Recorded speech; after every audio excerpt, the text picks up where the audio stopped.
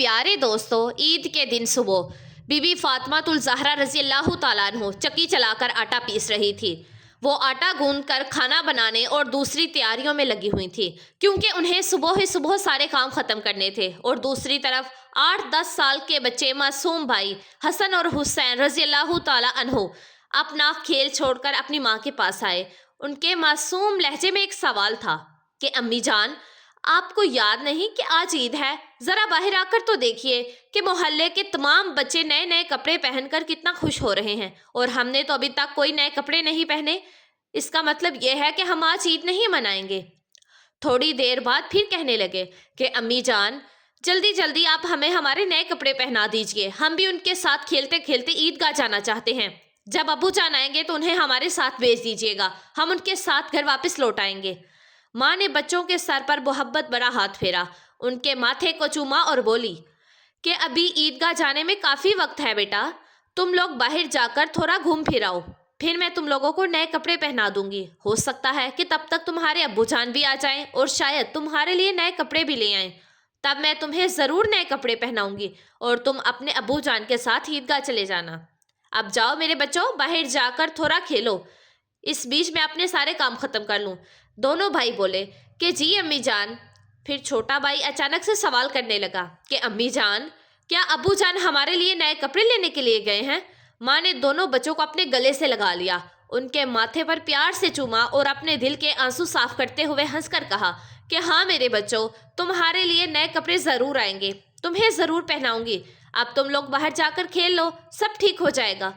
माँ ने अपने रब पर यकीन रखते हुए अपने बच्चों को दिलासा दिया। दोनों भाई खुशी खुशी बाहर चले गए।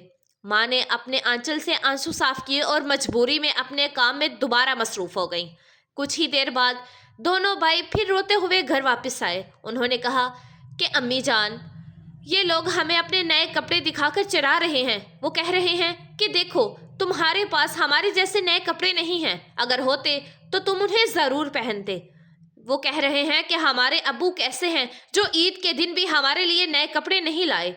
वो हमें ईदगाह जाने को कह रहे हैं और बोल रहे हैं कि जल्दी से नए कपड़े पहन कर आओ अगर आना है। वो खजूर के दरख्त के नीचे खड़े हैं और हमारा इंतज़ार कर रहे हैं, जब तक हम नए कपड़े पहनकर उनके साथ न चलें। अम्मी जान, अब्बू जान कब तक आएंगे? वो अभी तक क्यों नहीं आए? अम्मी जान, आप हमें जल्दी से नए कपड़े पहना दो ताकि हम उनके साथ ईदगाह जा सकें। मासूम बच्चों की इस गुजारिश सुनकर अम्मी जान अपने जज्बातों पर काबू ना रख सकी। आंसू रोकना उनके लिए बहुत मुश्किल हो गया, लेकिन बच्चे अम्मी जान को मजबूती से गले लगाकर खामोशी से उनकी ओर देख रहे थे। कुछ ही पल में खुद को संभालते हुए अम्मी जान ने आंसू पोंछे और चेहरे पर जबरन हल्की सी मुस्कान लाते हुए बोली कि मेरे बच्चों, अभी बाहर जाने का वक्त नहीं हुआ है, इतनी जल्दी क्यों कर रहे हो? नमाज के लिए अभी काफ़ी वक्त है। इस दौरान बाहर जाकर थोड़ा घूम फिर लो, और देखो तुम्हारे अब्बू कहाँ हैं, उन्हें ढूंढ कर लाओ। तब तक मैं अपना बाकी सारा काम खत्म कर लेती हूँ। थोड़ा है इससे काम बचा है। अगर तुम्हारे अब्बू जान नए कपड़े लाते हैं तो मैं तुम्हें बहुत ही खूबसूरती से तैयार करूंगी, फिर तुम मिठाई खाकर अपने अब्बू जान के साथ ईदगाह चले जाना, ठीक है? दोनों भाइयों ने मासूमियत से कहा कि जी अम्मी जान। अम्मी ने अपने दिल को मजबूत करते हुए बच्चों को तसल्ली दी, लेकिन जैसे ही उन्होंने बच्चों के मासूम चेहरों की तरफ देखा, उनकी आंखों में आंसुओं का सैलाब उमड़ पड़ा। बच्चों को अपनी हालत का अंदाजा ना हो, इस डर से अम्मी जान कभी एक कमरे में जाती तो कभी दूसरे में। इधर दोनों मासूम भाई परेशान होकर अम्मी अम्मी कहते हुए उनके पास आए और बोले कि अम्मी जान, हम समोसे और खजूर लेकर अब्बू जान को ढूंढने जा रहे हैं। अम्मी ने रोते हुए कहा कि हाँ मेरे बच्चों, जाओ। उनकी आवाज़ में छुपा दर्द बच्चे समझ न सके। बड़े भाई ने अफसोस जताते हुए कहा कि अब्बू इस वक्त कहाँ होंगे? छोटे भाई ने मासूमियत से पूछा कि अब्बू कहाँ गए? बड़े भाई ने जवाब दिया कि पता नहीं, चलो इधर उधर ढूंढते हैं। छोटे भाई के कंधे पर हाथ रखते हुए दोनों भाई अब्बू जान की तलाश में निकल पड़े। इधर अम्मी जान अपने दिल का दर्द कम करने के लिए कोई रास्ता नहीं पा रही थी। उनकी बेचैनी और बढ़ती जा रही थी। वो सोचने लगी कि मैं अपने मासूम बच्चों को कैसे बताऊं कि आज उन्हें नए कपड़े पहनाने वाले कपड़े मेरे पास नहीं हैं। उन्हें कैसे तसल्ली दूं? आज तो ईद का दिन है, मैं जो भी कहूंगी, क्या मेरे बच्चे मेरी बात मान लेंगे? या अल्लाह पाक, क्या तेरे अलावा मेरा कोई और सहारा नहीं? عید کے لیے جو مٹھائی بنائی ہے وہ بھی کئی دنوں تک تھوڑا تھوڑا گیہوں بچا کر تیار کی ہے، اسی سے حلوہ اور روٹی بنائی ہے، لیکن نئے کپڑے کہاں سے لاؤں؟ یا اللہ پاک، یہ بوجھ کیوں ڈال دیا اس ماں کے سر پر؟ تو سب کی حالت جانتا ہے، میں ان معصوم بچوں کو کیسے سمجھاؤں؟ یا اللہ پاک، تو رحم دل اور دلوں کا حال اچھی طرح سے جانتا ہے، جھوٹ بولنا گناہ ہے، یہ جانتے ہوئے بھی میں اپنے بچوں کو جھوٹا دلاسا اور جھوٹی امید دے کر بہلا رہی ہوں، لیکن اب میں کیا کروں؟ اب تو ہی بتا دے یا اللہ پاک، تو مجھے راستہ دکھا، تو میرے غریب گھر کی حالت جانتا ہے، تو ہی اب میری مدد کر۔ یہ کہتے کہتے ماں رونے لگی اور زور زور سے چکی چلانے لگی۔ چکی کی گھر گھر کی آواز کے ساتھ ان کے دل کا درد بھی باہر نکلنے لگا۔ آنسو پہنچتے ہوئے بھلے ہی مٹھائی بنانے کا کام تیزی سے چل رہا تھا، لیکن جیسے ہی یہ کام پورا ہونے کو آیا، ایک اور مشکل سامنے کھڑی تھی۔ تبھی امی، امی جان، یہ کہتے ہوئے دو معصوم بچے ماں کے پیچھے آ کر کھڑے ہو گئے۔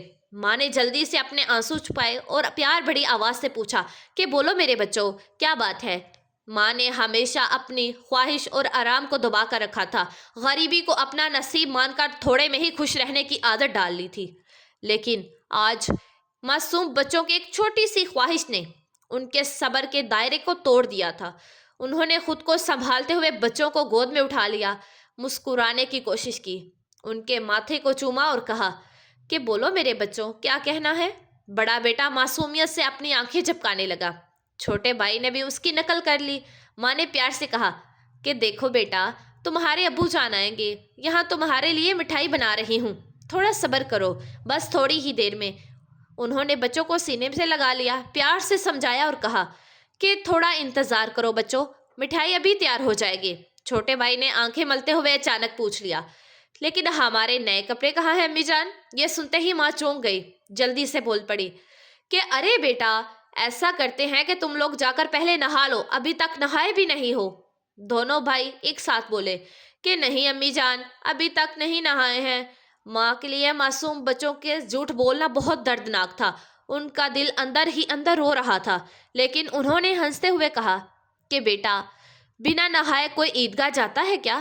جاؤ پہلے جلدی سے جا کر نہا لو، سب تیار ہو جائے گا۔ دونوں بھائیوں نے خوشی خوشی سے کہا کہ ٹھیک ہے امی جان، ہم ابھی جا کر نہا لیتے ہیں، آپ سب کچھ تیار رکھنا، ہم جلدی سے نہا کر آتے ہیں۔ پھر دونوں بھائی خوش ہو کر ناچتے ہوئے نہانے کے لیے چلے گئے۔ ماں نے دعا کی کہ جاؤ میرے بچوں، اللہ حافظ۔ بچے تو چلے گئے، لیکن ماں کے دل میں پریشانی اور گہری ہو گئی، ان کا دل جیسے ایک گہرے سمندر میں ڈوب رہا ہو۔ ماں سوچنے لگی کہ جب وہ میرے بچے واپس آئیں گے، کہیں گے کہ امی جان ہمیں نئے کپڑے پہناؤ، ہم عیدگاہ جائیں گے، تب میں کیا کروں گی؟ اب ماں کا دل اور نہیں سنبھل سکا، ان کی آنکھوں سے آنسو بہنے لگے، وہ سجدے میں گر گئی اور اللہ پاک سے رو رو کر دعا کرنے لگی کہ اے اللہ پاک، اب تو ہی میرا سہارا ہے، اس بے بس ماں کی مدد کر، مجھے اس پریشانی سے باہر نکال، تیرے علاوہ میرا کوئی نہیں ہے، مجھے راحت دے، اس مشکل سے چھٹکارا دے، تو دلوں کے حال خوب جانتا ہے۔ ماں، یا اللہ پاک، تو ماں کے دل کو سمجھتا ہے۔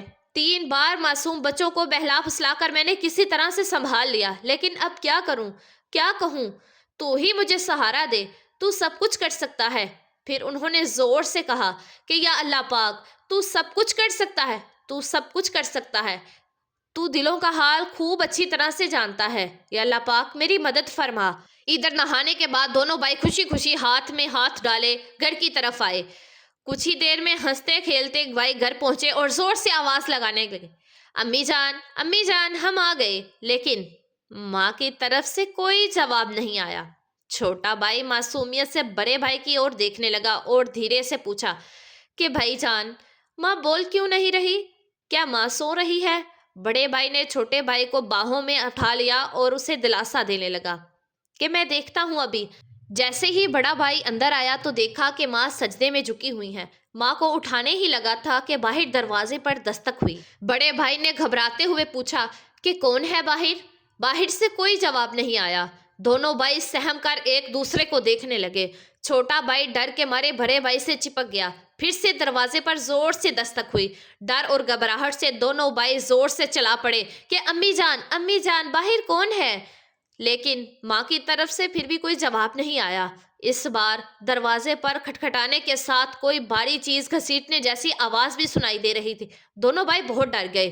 انہیں پتا تھا کہ اگر کوئی رشتہ دار یا گھر کا کوئی بڑا یا گھر کا ہمسایہ کوئی آئے تو وہ ہمیشہ سلام کرتا ہے، لیکن یہاں سب کچھ الٹا ہو رہا ہے۔